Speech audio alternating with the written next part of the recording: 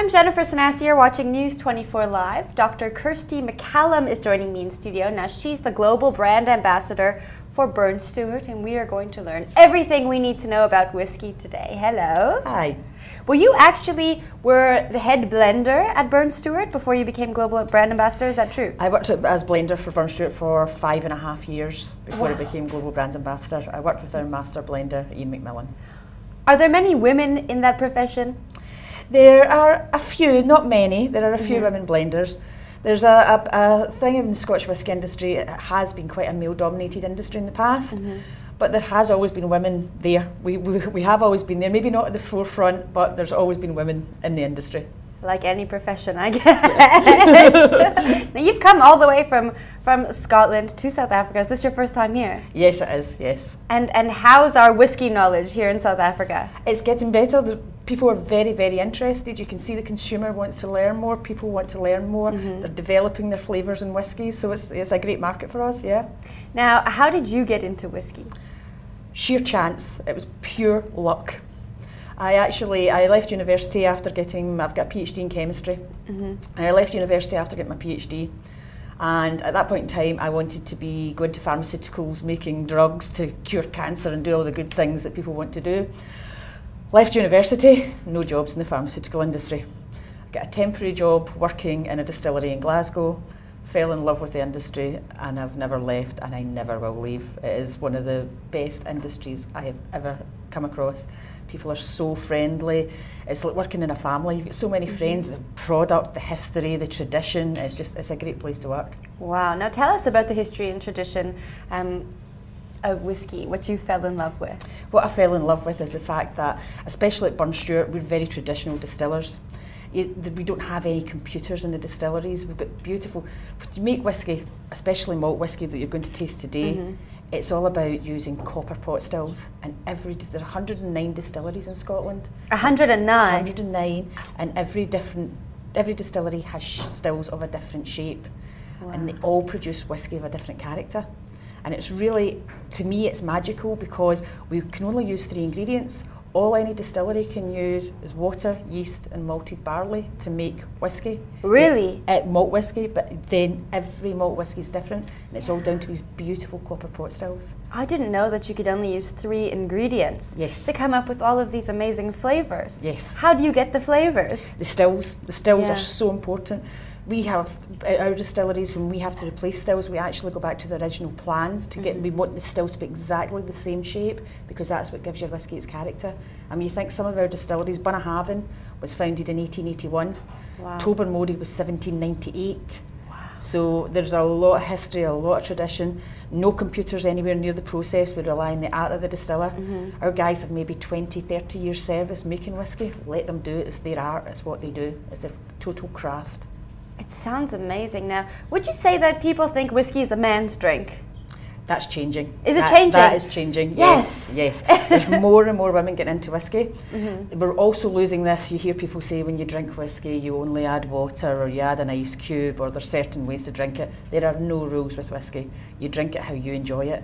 You want to make a cocktail, go and make a cocktail. You might want to add orange juice, do it.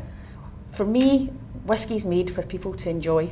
And no matter how you enjoy it, as long as you enjoy it, that's the important thing. So you shouldn't be snobbish about your whiskey? No, not at all. There should be no rules to whiskey at all. Just enjoy it. That's the whole point of it. It's made to enjoy. What's your favourite way to enjoy a nice whiskey? I've got all sorts of different ways I enjoy whiskey. I can imagine. I like a nice whiskey on its own. For me, it's different because I'll drink whiskey and I also want to assess whiskey. When you want to get all the flavours out, just a touch of water opens it up to get all the flavours out. So I enjoy a whiskey like that. I also love we've got some beautiful cocktails that you can make out of Bunnahabhain and Deanston. We've got, Deanston makes a lovely, it's a julep we can make out of Deanston. Beautiful, fruity, soft flavour, just really nice cocktails from single malts as well. Wow, now you said this is malt whiskey. Yes. What are the different types of whiskies and how do you get them? Okay, there's 2 different types of whiskey made in Scotland. There's malt whiskey and grain whiskey. Malt whiskey is made using malted barley, water and yeast. Grain whiskey is made using maize or wheat with a little bit of malted barley, water and yeast. They're very different in character. Malt whiskey is quite oily, there's lots of heavy compounds in malt whiskey, whereas the grain whiskey is a bit lighter, a bit fruitier. We have different types of whiskies we produce from these. Malt whisky, we have single malts, which is the product from one distillery in Scotland, making malt whisky. We also have what we call a blended malt, which can be whiskies from different malt distilleries brought together.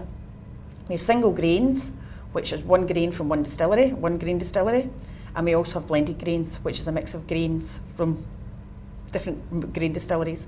But the biggest category in Scotch whisky is actually blended whisky, which is a mix of the malt whisky we make and the grain whisky brought together. Okay. So this, what's in front of us today is a product from one malt distillery. Okay. It's a single malt, whereas if you look on the shelf, you see Scottish Leader or Black Bottle. Right. It's basically the malt whisky and grain whisky brought together, and there can be up to maybe 50 different whiskies in a blend. Wow. Have you tried any South African whiskies? Yes, I've tried Baines. Yes, and what do you think? Oh, I like Baines. Okay, yes. Good. Now, what advice would you give someone who wants to start drinking whiskey, but they're not very versed in it and they don't really know where to start, what to drink, and how to drink it? What I would advise is go into a bar and talk That's the first step. Go to the bar and speak to the barman. If it's a bar that has a good selection of whiskies, ask the bar staff, ask their advice. There's different whiskies made from different regions. We also make it easier. It can get confusing for the consumer. There's all these whiskies on the shelf. If you don't know what flavour you're looking for, it can be confusing. So what we've done is we split Scotland into 5 whisky regions. So if you're looking for something that's quite fruity, lots of kind of heather honey notes in it, like our Deanston, you'd go for something that says Highland malt on it. Highland malt? Highland malt. Okay. Then you've got things like your Glenlivets, your Glenfiddichs, things like that. They're called Speyside, which are a bit more elegant. This one here, Bunnahabhain, is an Islay. And when people think Islay malt, you think smoky. That's what is characteristic for an Islay malt. They're smoky malts. This one's totally different. Really? This is unique. It's a unique Islay. It's an unpeated Islay. We call it the complex taste of Islay because you're not going for the full peat hit. You're going for the fruit, the nuts. So it's very different to an Islay. So this is also a good one. Okay. Deanston, our Highland, very soft, very gentle, really accessible. It's a great whisky to start with. If you see it and you want to try a whisky and you're looking for the fruity floral, the honey notes, go for Deanston. Deanston is absolutely phenomenal. If you're wanting something maybe a little bit more complex, you find people do a whisky journey. They'll come into single malts and then they'll start to explore. You tend to find once people have started drinking, they want to try the different malts, and it's like you have malts that are accessible for people to start with, and then they'll start to explore the different flavours.